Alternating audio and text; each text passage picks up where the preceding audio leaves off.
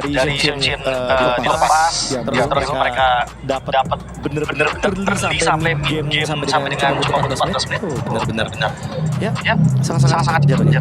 Ini fakta juga ya, dan Yu sekarang sedang memegang akses tertinggi sepanjang sejarah MFC, baru aja ngelewatin GPL di 407. Nah, Yu sudah di atasnya sekarang. 418. Dan dia bawa kalah dari Hugo Pasha dan manusia ungu. Yaudah main hero terbaiknya mereka, main strat yang bener-bener nyaman buat mereka, tapi jangan sampai overthink juga. Itu.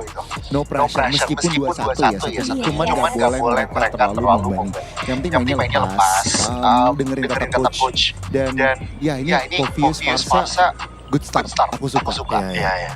Ini hero yang benar-benar dua-duanya sangat mungkin paketnya lengkap. Tapi balik lagi di sini ada Kalea ini, kita tahu sendiri power early game-nya begitu luar biasa. Jadi mungkin harus ada hero yang benar-benar bisa mengimbangi bagaimana mid lane-nya nanti. Tapi pick yang ketiga, ya daripada nantinya mungkin ban ya, atau dihilangkan begitu saja langsung ternyata bukan Fredrin. Ini untuk 3 hero pertama seenggaknya ya, dari mobilitas aku pegang harap di sini slot, Farsa bisa pakai wings by wings untuk mungkin rotasi ke atas, bawah, jungle, dan Povius kuat untuk supplement slot terutama. Oke, kalau aku malah kebalikannya 3 pick aja ya. 3 pick aku malah melihat Kimi sama Kalea ini bagus buat bener-bener ngejalanin mid lane face-nya. Tapi, nah ini dia, kalau nanti pick keempat kelimanya bener-bener connecting banget sama Martian-nya. Kanan bagus banget. Apa contohnya yang kayak connecting? Chow Farsha. Jadi baru ada inisiatornya. Iya, baru nih aku ngerasa ini Chow-nya cocok di sini. Bener ya, daripada tadi. Bener. Kita lihat kan Kalea bareng sama Zuxin, damage-nya nggak ada. Kalau sekarang pastinya ada. Goldnya jadi nggak ada damage ya dari sebelumnya. Chow Zuxin. Terus tadi Kalea Zuxin, dua-duanya nggak ada damage game 3. Kalau sekarang memang mau pick off, seenggaknya ada Pasha. Oke, tapi sekarang mereka mulai eliminasi dulu nih satu pilihan terakhir ya dari arah jungle emang potensial banget. Adanya Joy. Dan siapa lagi nih yang kira-kira bakal jadi ancaman buat Lancelot? Atau justru buat semuanya deh, buat Pasha juga. Kalau kayak gini meskipun ya sini gak nyaman dengan tetap aja Iya. Atau Ben Haya juga fine aja. Ben Amon. Kemarin aku melihat referensi tersebut dari film kayak mereka ambil slot Ben Amonnya. Karena mungkin Amon lumayan merepotkan karena main kaitingnya emang Amon dia kuat banget, ada 3 skills yang membuat dia bisa dalam mode camouflage. Tapi itu karena lawannya juga sempat sulit. Karena lawan.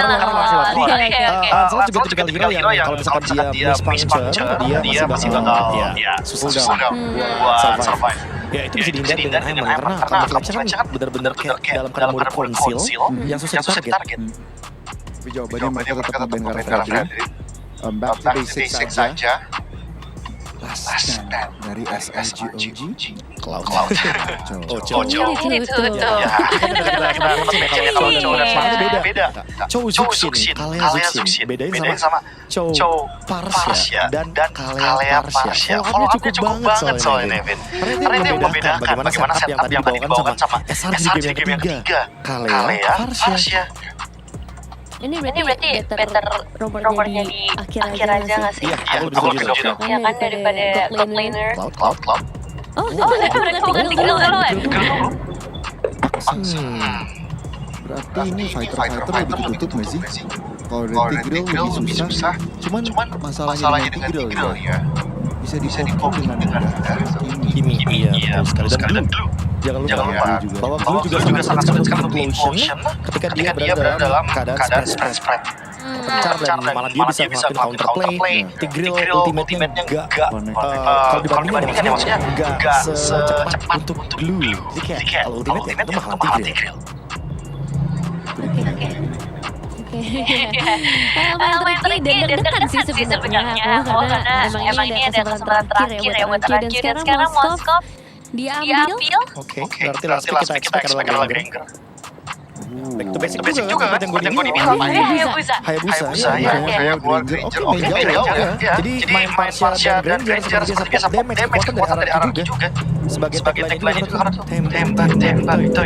Itu sih yang kita tunggu juga ya muncul di Battle International. Dan ya untuk game keempat berarti Profesor KB seksinya. Ayo dong, gimana? Hierarki. Nevin aktifin. Aktifin ya, aku pengen banget. Aku pengen banget lihat game 5 Match ini aja, match ini aja. ini saja. Match 2 ya udah. Oke, tapi sekarang kita juga akan menanyakan beberapa kepada para casters bagaimana prediksi mereka, bagaimana pendapat mereka untuk game keempat kali ini jelas saja 40 dan juga halo. Oke, kita lihat kekuatan Nevin. Pasifnya bakal mampu menembus sampai ini interlokal. Pasif 5 game, pasif 3 game. Apakah itu akan terlaksana lagi jadi langsung selesai ini dia game yang apabila SRG menang di sini. Ya.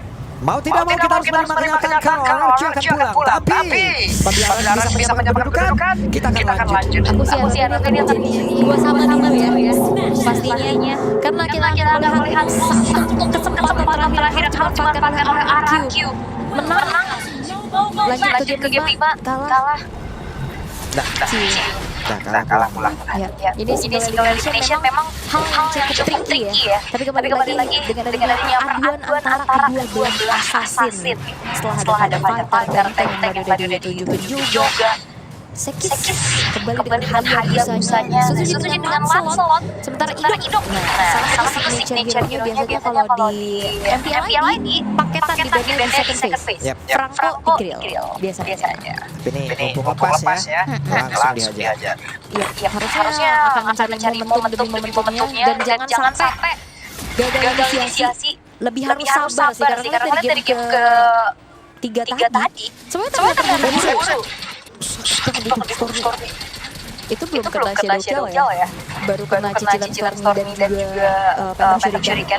Rins harus mundur dulu dan bermain jauh lebih hati-hati lagi sekarang. Yep. Sementara sepatunya penet tuh Stormy itu. Nambahin lagi.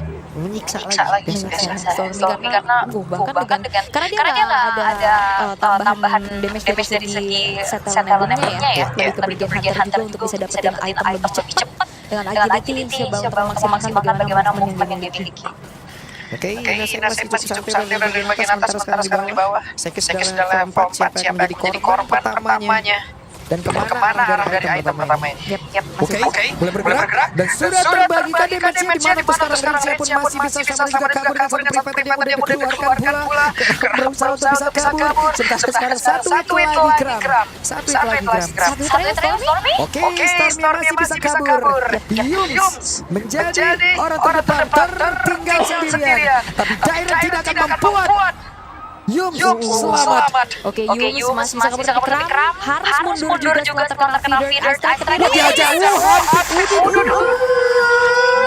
Semuanya bahkan gak berarti karena Dairen dengan drive juga dan Satsuji di sisi lain mensecure kartu the double kill untuk Dairen. Yep. Double kill didapatkan, total didapatkan, cuan yang begitu banyak didapatkan oleh Archie. Game ini bisa menjadi keuntungan yang terus-terusan ditabung. Ya itu backup cepat ya yang dilakukan oleh Archie juga akhirnya berbuah manis. Innocent sudah mulai tertekan. Oke, dan Sekis berhasil masuk ke atas di mana sekarang? Toy berhasil didapatkan. Yang menjadi pertukaran yang diinginkan oleh SRJ untuk saat ini di mana Toy-nya akan ditargetkan. Oke, kita lihat ada 2 purify ini dari Archie dan itu semua dibikin jadi dilematis. Kalau kena Hayabusa dia nggak bisa kabur. Kalau dia flicker ya dia bakal angkat nanti. Oke. Di tempat yang lain. Oke, berjuang dengan satu terakhir dan Rincia pun masih selamat. Luar biasa. Gocekan maut dari Rins tapi hampir aja Spear of Distraction mencoba untuk mengincar kanan Rins tapi mungkin tidak tepat ya. Sehingga Rinsnya masih bisa recall dengan baik-baik saja. Boleh kita direct dua orang. Gocek. Oke. Dan kali ini harus lebih bersabar lagi pertukaran yang memang sudah terlihat dari tadi. Ini ngebuat dari keunggulan berhembus untuk RRQ perlahan-lahan nih. Walaupun memang pertukarannya dia tuh hanya sedikit struggle di laning karena kena game tadi. Stormy Masih stay di tengah, backupan udah standby. Innocent hadir, tapi sekarang ada Federizer untungnya. Masih ada bola bantuan, masih ada gangguan yang diberikan, tapi Dok melakukan sebuah swinging yang tepat, yang dimana tidak ada player sama sekali. Namun di depan pemain Suzuki berusaha mendapatkan poin kill satu lagi, tapi dia masih bisa kabur ke depan jauh karena sekarang Sekis gagal mendapatkan apa-apa. Biasanya poin of the day dari Rins yang akhirnya membuat miss target dari Yungsnya. Masuknya Sutsujin tanpa adanya stopper pasti akhirnya membuat dua pemain dari SRG pun menghilang. RRQ sudah mulai menemukan tempo mereka, dan gimana caranya juga mereka harus memaintain agar tidak terlalu terburu-buru. Tadi perbedaan hanya di angka ratusan, sekarang sudah di angka ribuan. Harus tetap dilanjutkan, tapi Stormy terus memberikan damage-nya pula. Sutsujin bisa saja maju lagi ke depan yang jauh, lebih mendekat bagi Stormy. Dan SRG mereka sudah mulai sedikit tertekan pastinya ya. Upaya-upaya untuk bisa pick off belum berhasil. Dan jangan lupa juga counter initiate dengan adanya Tigreal ini cukup berbahaya. Dan berhasil membanting karena Daerah, tapi Flicker masih menyelamatkan Daerah. Masih Federaster. Waduh, Federaster Innocent bisa maju, tapi kehilangan momentumnya. Iya, Innocent masih bisa mundur, tapi Wah, terpisah satu persatu, kesempatan para bisa mendapatkan mereka. Dan gak segan-segan Idok udah makan aja Yungsnya akhirnya tumbang juga dan membuat Toy punya perolehan satu poin dan juga satu poin assist ini menjadi hal yang cukup baik pastinya setelah tadi dia ketekan kan karena geng rame-rame dari SRG. Oke. Sama-sama level 9, Phantom Shuriken gak kena. Di tengah sekarang waktunya untuk mereka. RRQ bisa menekan. 3.200 ya modal RRQ untuk bisa menguasai tempo permainan yang mereka inginkan. Dan jangan lupa tembak itu adalah satu signature hero miliknya. Sementara Traction Pulse yang dikorek dari Rins, tapi Rins belum mau menggunakan jari purify-nya. Ya, coba lihat Idok yang berhasil mencoba dengan second diamond tadi. Hampir saja bisa mendapatkan karena Innocent, tapi untungnya masih ada purify. Dan gak ada implosion juga ya buat Pomit tadi memang hanya mengusir mundur saja pemain-pemain dari SRG sehingga akhirnya Purple pun tidak berhasil kembali diamankan oleh Sekis. Level 9 yang tertahan, movementnya juga pastinya akan semakin terhambat dan ngebuat dari Sutsujin semakin leluasa untuk saat ini. Dan jangan lupa aspirasi ini Rins yang belum tersentuh sama sekali. Main front to back dari SRG ini cukup berat loh, karena depannya kan ada Daerah dan Idok untuk bisa menghalang siapapun yang ingin menyentuh ke arah backline mereka, yaitu Rins dan juga Toy. Oke, Traction Pulse-nya Konekara Idok bukan pilihan yang tepat untuk SRG. Split push adalah kunci ya untuk saat ini juga dari SRG karena mereka punya dua hero untuk bisa split, Hayabusa dan juga Moskov. Oke, Moskov sudah kerja duluan, sementara itu tadi Hayabusa mundur lagi karena Intaret. Sekis mundur ya karena upaya kontesnya masih belum berhasil. Dan hati-hati Stormy. Oke, Stormy sudah dalam posisi aman tapi Sutsujin bisa saja maju mungkin dengan satu Phantom Fusion yang dia miliki. Pindah. Pindah ya. Tapi Middle tidak terelakkan lagi kehancurannya harus dialami SRG 5-1 sekarang dari segi poin kill. Tapi kita lihat semua alternate turret juga sudah berhasil untuk dibetakin satu-satu nih sama RRQ. Wow, terdengar ya Farki ya di venue. Kedengeran loh ini. Rame banget tuh. Wah, mantap ini Kingdom. Pastinya dulu. Memantau dari kejauhan satu sama lain Innocent dan juga Rins, tapi hati-hati Sutsujin sudah mulai membantu. Oke, udah itu dia. Satu Innocent. Gagal selamat. Gagal karena udah terdeteksi pergerakan Innocent di situ dan Sutsujin on point untuk bisa menambah kembali segi pundi-pundi poin kill yang dimiliki oleh RRQ juga. Menjalankan bawah terlebih dahulu 1v1 tapi sepertinya agak cukup sulit ya untuk bisa mengunci Sutsujin sendirian. Oke. Sementara itu sekarang kita lihat seperti apa lagi. Toy tetap bisa mendapatkan karat dari Intaret di atas. Iya, ini fight match point-nya kerasa banget sih dari SRG dan Konsil digagalkan dengan adanya satu buah Starlight Beam. Stormy terbakar.